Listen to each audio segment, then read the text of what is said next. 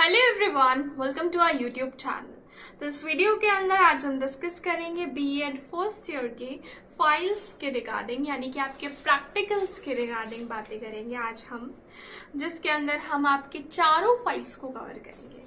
और ये मैं अपने साथ ही कुछ फाइल्स लेकर बैठी हूँ ताकि डिटेल में आपके साथ में ये बात कर सकूँ।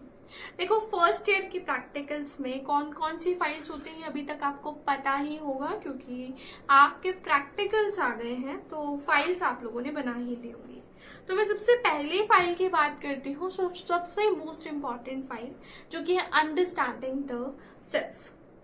तो यहाँ पर ये मैं CRSU यूनिवर्सिटी जो है उसको लेकर चल रही हूँ, but all the universities are same. तो इस तरह की कुछ आपकी सेल्फ की फाइल, जिसको हम कहते हैं अंडरस्टैंडिंग द सेल्फ की फाइल होती है। तो बेसिकली प्रैक्टिकल्स के अंदर आपको क्या है, असल में होता ये है कि नॉर्मली बीएड फर्स्ट ईयर के बच्चे हों या सेकेंड ईयर के बच्चे हों, वो लोग फाइल्स किसी दूसरे से बनवा लेते हैं। तो एग्जामिनर आपसे बस ये चेक करना चाहता है, ये जानना चाहता है कि असल में जो बीएड है, क्योंकि आप नॉन अटेंडिंग कर रहे हैं, जो भी वीडियो को देख रहे हैं नॉन अटेंडिंग कर रहे हैं, बट आपको डिग्री किसकी चाहिए, रेगुलर की चाहिए। एग्जामिनर को भी पता है कि आप नॉन अटेंडिंग कर रहे हैं कहीं ना कहीं, तो वो ये जानना चाहता है कि आपने जो भी इस फाइल के अंदर लिखा है, क्या आपको उसके बारे में पता भी है या नहीं। तो जैसे कि मैं सेल्फ की फाइल की बात करूं, तो वो आपसे क्या क्वेश्चन कर लेंगे कि अंडरस्टैंडिंग द सेल्फ का मतलब क्या है, ये सेल्फ क्या होता है। आपकी फाइल को ऐसे ही बीच में से कहीं पर भी खोलकर आ जाएंगे और पूछेंगे, ये भाई स्ट्रेस मैनेजमेंट वर्कशीट आपने खुद तैयार की थी, किस तरीके से की थी। तो द पॉइंट इज, एक बार अपनी फाइल को गो थ्रू कीजिए, तसल्ली से बैठकर देखिए उसमें क्या है। बहुत आसान फाइल्स है ये आपकी। जैसे कि आपकी मैं ये अंडरस्टैंडिंग द सेल्फ की फाइल की बात करूं, तो इसके अंदर आपने अपने बारे में लिखा है, आप अपने बारे में क्या जानते हैं वो सब इस फाइल के अंदर है। आपको भी नहीं पता होगा आपने ये चीज लिखी है इस फाइल के अंदर, ठीक है।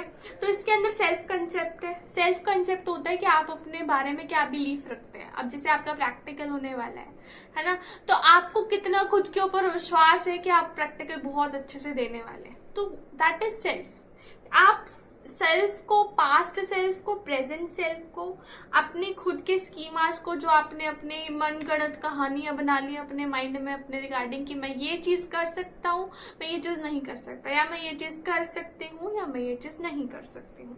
तो that is the self concept. ये सभी बिलीव्स का कलेक्शन होता है, ठीक है। अब आपसे पूछ लिया कि सेल्फ कंसेप्ट क्या होता है, आप ब्लैंक खड़े हैं, तो वहां पे आपकी जो इंप्रेशन है ना वो थोड़ा डाउन हो जाने वाला है। तो बस आपको करना क्या है, वो एग्जामिनर भी आपसे ज्यादा कोई सवाल जवाब नहीं करने वाला, बस आपके फाइल रिगार्डिंग क्वेश्चन ही आपसे पूछेगा, ठीक। आपके किसी भी सब्जेक्ट से रिलेटेड क्वेश्चन नहीं पूछेगा, ठीक। उसके बाद आपसे ये भी पूछा जा सकता है कि कौन सी फाइल आपकी कितने मार्क्स की है, वो भी मैं आपको बता दूंगी, ठीक है। इसके अंदर आपकी लाइक पर्सनालिटी के बारे में बात है इसमें। ये आपने चाइल्डहुड एंड ग्रोइंग अप पढ़ते टाइम पर्सनालिटी के बारे में पढ़ा हुआ, पर्सनालिटी क्या होती है, इसके कैरेक्टरिस्टिक्स क्या होते हैं एंड ऑल। तो इस पूरी सेल्फ की फाइल के अंदर अगर मैं इसका इंडेक्स को खोलकर देखूं, तो इंडेक्स के अंदर concept of self and self identity, खुद के बारे में जानना, personality, communication skill, stress management, उससे रिलेटेड हम स्ट्रेस क्या होता है भाई, स्ट्रेस को मैनेज कैसे कर सकते हैं, अगर हमारी लाइफ में स्ट्रेस है तो किस किस चीज पे हमारी जिंदगी में इम्पैक्ट मतलब असर पड़ेगा, है ना। तो बस बहुत सिंपल से क्वेश्चन है। आप अपनी फाइल को भी एक बार गो थ्रू करोगे ना, आपको समझ आ जाएगा फाइल बहुत ही ईजी है, बस आपने अपने बारे में जानना है। उसके बाद योगा फॉर पीस, भाई योगा क्या होता है। अच्छा हाँ, प्रैक्टिकल में हमारे साथ क्या हुआ था कि ये जो योगा है ना, इसमें से आपसे क्या पूछ सकते हैं कि कोई भी योगा, आपने जो भी इसके अंदर फाइल के अंदर योगा लिखी है, अगर मान लीजिए जो भी वो योगा कहते हैं आपको नहीं आती, तो आप ये बोल देना कि जो मैंने फाइल में योगा लिखी है ना वो मुझको अच्छे से आती है। तो वो आपसे किसी भी योगा के बारे में पूछेंगे और फिर कहेंगे कि वो योगा करके दिखाओ, ठीक है। तो ये भी आपका एक पॉइंट है, ये ध्यान रखना।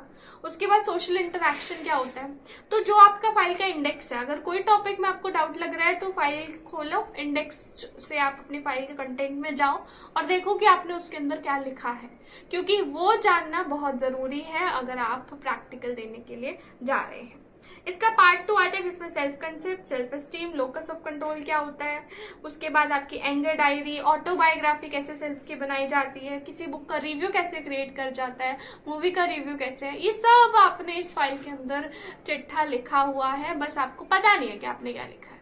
तो द पॉइंट इज, एक बार जो भी प्रैक्टिकल आपका है उसकी फाइल को रीड कर लो, सिर्फ रीड कर लो। कोई आपको एग्जाम तो है नहीं जो आपको लिख कर आना है, बस आपको 2-3 सवालों के जवाब देने हैं, वो भी बहुत आसान।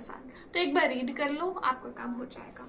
ऐसे ही मैं अगर आपकी नेक्स्ट बात करूँ, drama and art in education की बात करूँ, तो उसके अंदर भी बिल्कुल सेम चीज है। तो पॉइंट इज कि आपको हर फाइल को रीड करना है। इसमें आपको आर्ट के बारे में क्या क्या बेनिफिट है आर्ट के, फिर आपसे ये मोस्ट इंपॉर्टेंट क्वेश्चन है कि भाई ड्रामा और आर्ट को हम अपनी एजुकेशन में कैसे इंक्लूड कर सकते हैं। तो आप आंसर देंगे कि ड्रामा एंड आर्ट से हम बच्चों को क्या कर सकते हैं, अपने कंटेंट की तरफ अट्रैक्ट कर सकते हैं। तो आपके जो आंसर है ना, अगर आपको नहीं भी आंसर आता ना, तो आपने अभी इतनी बीएड की बुक्स पढ़ी हैं, आप आंसर उस एग्जामिनर को थोड़ा सा घुमाना जानते हैं, तो आप क्या कर सकते हैं, खुद से बना के भी बता सकते हैं। कोई ऐसी लंबी चौड़ी कथाएं नहीं लिखी है इसमें। मीडिया क्या होता है ना, इलेक्ट्रॉनिक मीडिया क्या है, किस तरह से हम एजुकेशन में इसका इंक्लूड कर सकते हैं। ड्रामा एंड आर्ट में सबसे इंपॉर्टेंट क्वेश्चन यही बनता है कि ड्रामा एंड आर्ट को आप एजुकेशन में किस तरीके से ला सकते हैं। ठीक है, फिर आपने यहाँ पे 10 आर्ट्स बनाई होंगी, उस आर्ट्स के बारे में पूछ लेंगे आपसे। ठीक है, ड्रामा इन इंडियन कंटेक्स्ट पूछ लेंगे, है ना। तो ये सब चीजें। थिएटर क्या होता है, थिएटर का क्या इंपॉर्टेंट रोल है, आप एजुकेशन में थिएटर का यूज करके किस तरह से पढ़ा सकते हो, रोल प्ले करा सकते हैं।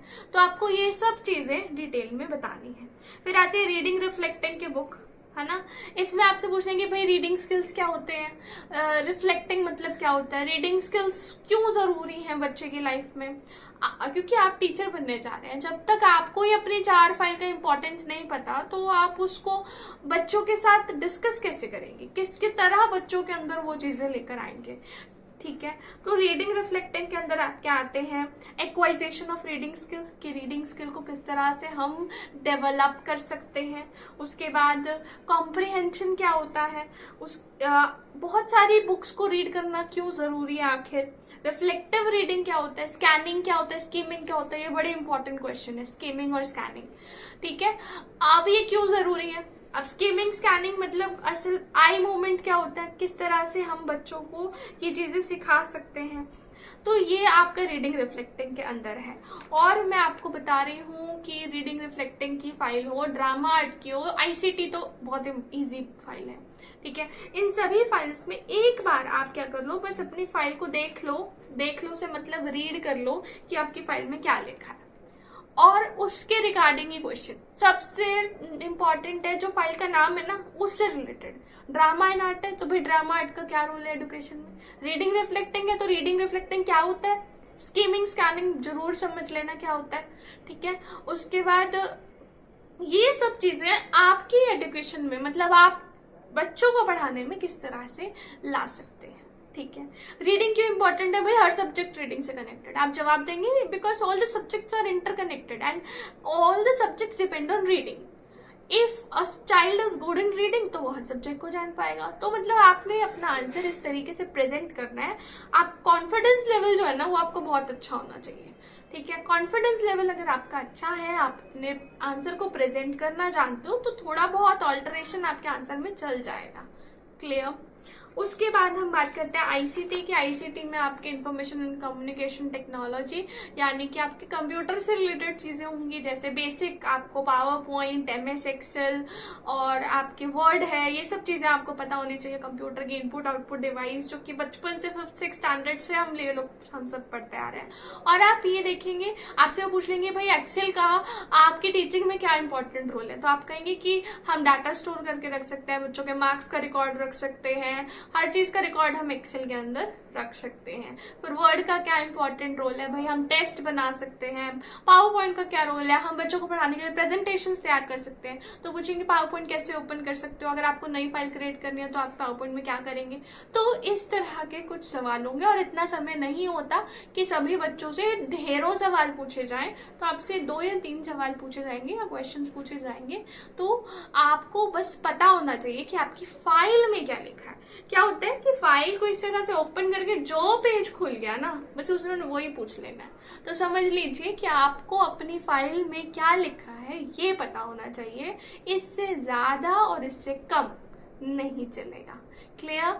बाकी आपका कॉन्फिडेंस लेवल अच्छा होना चाहिए, प्रैक्टिकल बहुत अच्छा होगा। और थ्योरी में अच्छा परफॉर्म कर आए हो तो प्रैक्टिकल आपके जो कॉलेज के टीचर्स होते हैं वो भी थोड़ा बहुत आपकी हेल्प कर देते हैं। So don't worry for the practical exams. Rest अगर और भी कुछ आपको जानना है प्रैक्टिकल से रिलेटेड तो कमेंट सेक्शन में ज़रूर बताइएगा। I will surely help you. And thanks a lot to all the wonderful subscribers, क्योंकि आपकी ही बदौलत मेरे 1000 सब्सक्राइबर्स पूरे हो गए हैं and we are a family of 1K now. Thanks a lot. और अगर आपको वीडियोस पसंद आती हैं तो do subscribe to our channel and also press the bell icon to get instant notification of all our videos. That's all for today. मिलते हैं next video में, तब तक के लिए बाय बाय। Thank you.